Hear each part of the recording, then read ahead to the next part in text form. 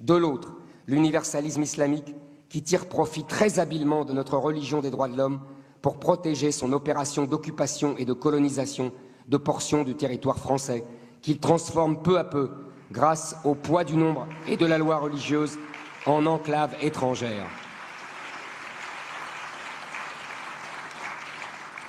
En ce que l'écrivain algérien Boualem Sansal, qui a vu les islamistes en Algérie opérer ainsi dans les années 80, appelle des républiques islamiques en herbe. L'universalisme droit de l'homiste nous empêche de nous défendre au nom d'un individualisme borné qui ne voit pas que ce ne sont pas des individus qui sont en cause, mais des grandes masses, que ce sont des civilisations qui s'affrontent sur notre sol dans un combat millénaire et non pas des individus qui se côtoient dans le court laps de leur vie sur Terre. Ces soi-disant libéraux ont oublié la leçon d'un de leurs maîtres les plus réputés, Benjamin Constant, qui disait « Tout est moral chez les individus, tout est physique dans les masses. Un individu est libre parce qu'il n'a en face de lui que d'autres individus de même force. Dès qu'il entre dans une masse, il n'est plus libre. » Ces deux universalismes sont à la fois rivaux et complices. Le marché s'adapte à tout, tant qu'il peut faire du profit. Il a placé ses hommes à la tête de l'État pour utiliser son monopole de la contrainte légitime comme bras armé. Ainsi, l'État français, qui fut le génie bienveillant des populations françaises, qui le protégea des féodaux et des prédateurs étrangers, qui fit de ce peuple rassemblé sur le territoire entre la Méditerranée et l'Atlantique, la grande nation, crainte dans toute l'Europe et le monde entier, est devenu, par un retournement incroyable, l'arme de destruction de la nation et de l'asservissement de son peuple, du remplacement de son peuple par un autre peuple, une autre civilisation.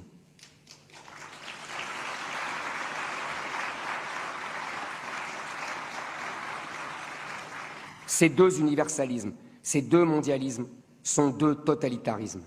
Puisque nos grandes consciences progressistes, puisque nos médias et jusqu'à notre président de la République lui-même aiment tant les années 30, on va leur en donner. On va faire une comparaison avec cette époque. Nous vivons sous le règne d'un nouveau pacte germano-soviétique. Nos deux totalitarismes s'allient pour nous détruire avant de s'entre-déchirer ensuite. C'est leur objectif commun, leur Graal. Au libéralisme droit de l'homiste, les métropoles. À l'islam, les banlieues. Les uns servent pour l'instant de domestiques aux autres. Livreurs de pizza, taxis, nounous, cuisine de restaurant et drogue. Les autres protègent leurs domestiques de leur pouvoir médiatique et judiciaire contre la détestation sourde de ce peuple français qu'ils vomissent, les uns et les autres, les uns parce qu'ils sont français et pas américains, les autres parce qu'ils sont de culture catholique et pas musulmans.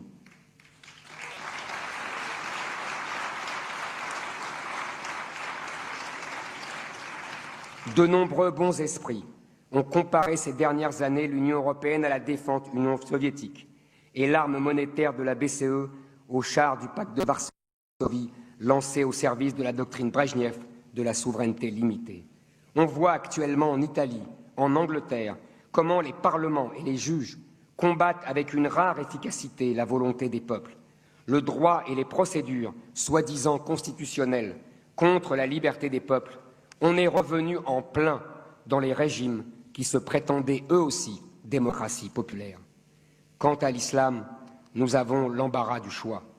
Dans les années 30, les auteurs les plus lucides qui dénonçaient le danger allemand comparaient le nazisme à l'islam. Oui, l'islam, ils disaient l'islam et personne ne leur reprochait de stigmatiser l'islam. À la limite, beaucoup trouvaient qu'ils exagéraient un petit peu. Bien sûr, disaient-ils, le nazisme est parfois un peu raide et intolérant, mais de là à le comparer à l'islam.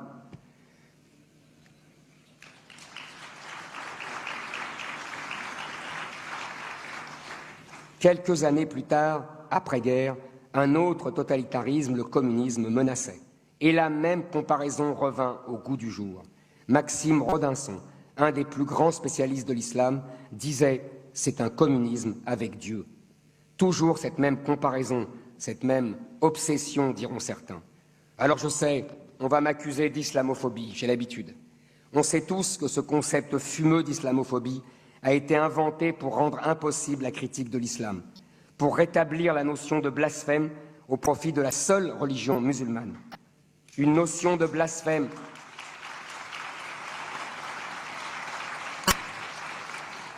Une notion de blasphème abolie, je le rappelle, en 1789. Mais les progressistes qui sacralisent la Révolution ne sont pas à une contradiction près et sont prêts à bazarder un de ses acquis pour protéger leur cher islam. Ce que nos progressistes ne parviennent pas à comprendre, c'est que l'avenir n'est pas régi par des courbes économiques, mais par des courbes démographiques. Celles-ci sont implacables. L'Afrique, qui était une terre vide de 100 millions d'habitants en 1900, sera une terre pleine à ras-bord de 2 milliards et plus en 2050. L'Europe, qui était alors une terre pleine de 400 millions d'habitants, 4 fois plus, n'est montée qu'à 500 millions.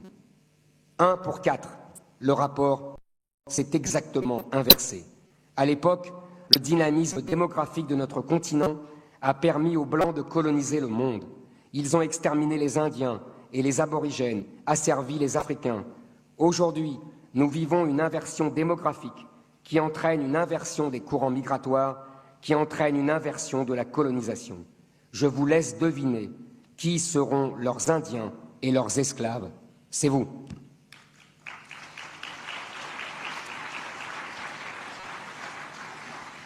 À chaque vague démographique correspond son drapeau idéologique. La France du XVIIIe siècle, on l'appelle à l'époque la Chine de l'Europe, conquiert le continent avec les droits de l'homme. L'Angleterre du XIXe siècle victorien et ses 9 enfants par famille légitime son impérialisme par la supériorité raciale du WASP.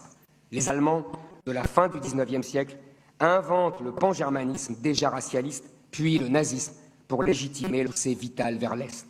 Cette fois-ci, le vitalisme démographique africain a un drapeau tout trouvé, l'islam. L'islam qui avait déjà été le drapeau de l'Orient contre la Grèce de l'Antiquité, le christianisme reprend du service. Oh, il n'a pas changé depuis le Moyen-Âge, il est prêt à l'emploi pour nous vaincre avec nos droits de l'homme et nous dominer avec sa charia, comme disait le prédicateur Al-Qaradawi. Nous sommes arrivés aujourd'hui au temps des conséquences et de l'irréparable, disait Drieux-La Rochelle dans les années 30. En France, comme dans toute l'Europe, tous nos problèmes sont aggravés, je ne dis pas créés, mais aggravés par l'immigration.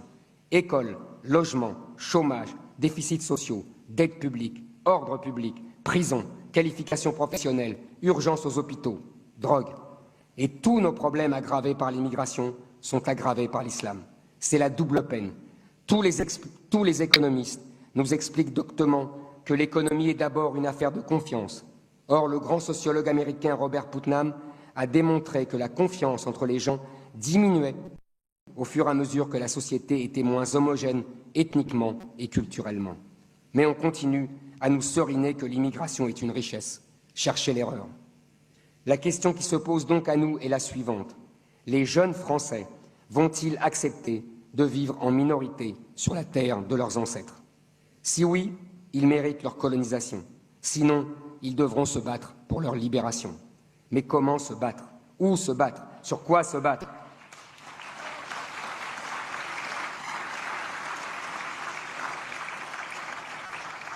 Se battre comme certains l'ont fait depuis des années courageusement avec les vieux mots de la République, la laïcité, l'intégration, l'ordre républicain.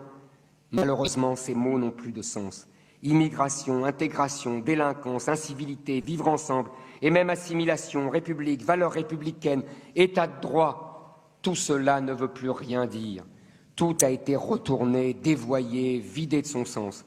Les vieux socialistes comme Jaurès ou Blum n'appelaient plus République, ce que nous appelons aujourd'hui République.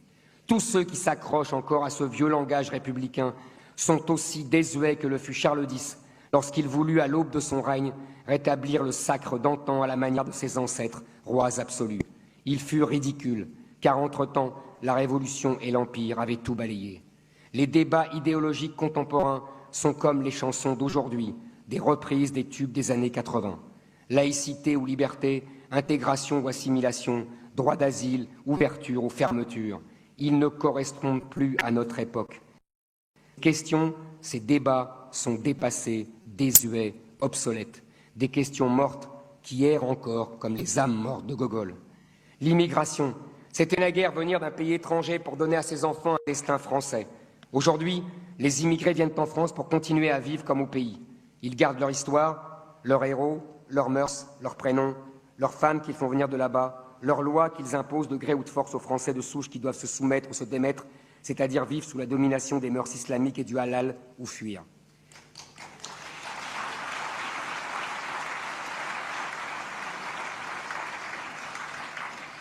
Ainsi se comportent-ils comme en terre conquise, comme se sont comportés les pieds noirs en Algérie ou les Anglais en Inde. Ils se comportent en colonisateurs. Les caïds et leurs bandes s'allient à l'imam pour faire régner l'ordre dans la rue et dans les consciences, selon la vieille alliance du sacre et du sabre et du goupillon, en l'occurrence la calache et la djellaba. Il y a une continuité entre les vols, viols, trafics, jusqu'aux attentats de 2015, en passant par les innombrables attaques au couteau dans les rues de France.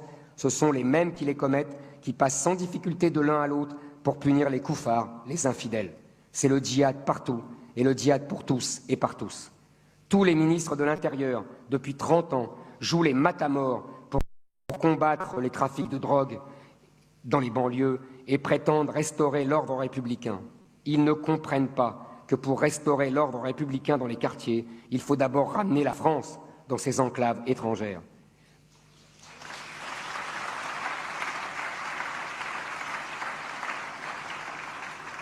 Dans la rue, les femmes voilées et les hommes en djellaba sont une propagande par le fait, une islamisation de la rue. Les uniformes d'une armée d'occupation rappellent aux vaincus leur soumission. Au triptyque d'antan, immigration, intégration, assimilation, s'est substitué invasion, colonisation, occupation.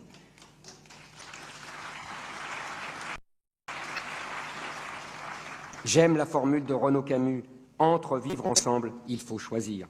La question est donc aujourd'hui celle du peuple. Le peuple pour refaire une nation. Le peuple français contre les universalismes, qu'ils soient marchands ou islamiques. Le peuple français à la fois contre les cosmopolites citoyens du monde, qui se sentent plus proches des habitants de New York ou de Londres que de leurs compatriotes de Montélimar ou de Béziers, et le peuple français contre l'universalisme islamique, qui transforme Bobigny, Roubaix, Marseille en autant de républiques islamiques et qui brandit des drapeaux algériens ou palestiniens lorsque son équipe de football gagne, enfin son équipe de cœur, l'équipe du pays de parents, pas l'équipe de leur carte d'identité ou de leur carte vitale. Nous devons tout remettre sur ce pied. Nous devons tout remettre sur pied. Nous devons nous affranchir de la religion des droits de l'homme, puisqu'elle a oublié qu'elle s'adressait aussi aux citoyens. Lamartine écrivait dans l'histoire des Girondins, quand il y a contradiction entre des principes et la survie de la société, c'est que ces principes sont faux, car la société est la vérité suprême. Nous devons nous affranchir des pouvoirs de nos maîtres, médias, universités, juges. Nous devons restaurer la démocratie qui est le pouvoir du peuple contre la démocratie libérale qui est devenue le moyen, au nom de l'état de droit, d'entraver la volonté populaire. Nous devons abolir les lois liberticides qui, au nom de la non-discrimination, nous rendent étrangers dans nos propres pays. Nous devons au contraire partout remettre à l'honneur le principe de la préférence nationale qui n'est rien d'autre que le fondement d'une nation qui a une raison d'être, qui elle privilégie les siens au détriment des autres.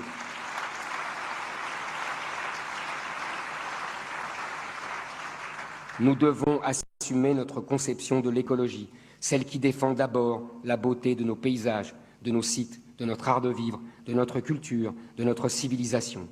Bien sûr, nous devons être conservateurs et conservateurs de notre identité, mais que pouvons-nous conserver puisque tout a été détruit?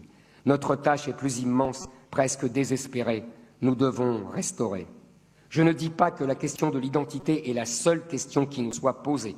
Je ne dis pas que l'économie n'existe pas, que la désindustrialisation n'existe pas, que les fins de mois difficiles n'existent pas, que les petites retraites n'existent pas, que le code du travail n'existe pas, que les délocalisations n'existent pas, que les contraintes et défauts de l'euro n'existent pas. Je prétends seulement que la question identitaire du peuple français les précède toutes, qu'elle préexiste à toutes, même à celle de la souveraineté. C'est une question de vie ou de mort. Une république islamique française pourrait être souveraine, en quoi serait-elle française? Cette question de l'identité